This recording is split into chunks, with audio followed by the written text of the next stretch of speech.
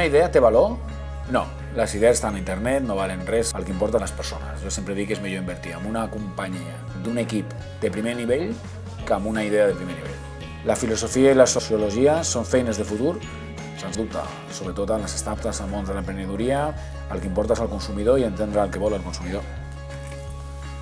Quin és el valor afegit dels humans? Tots. Steve Jobs deia una frase màgica que és: donen una tecnologia bona a persones bones i faran coses bones.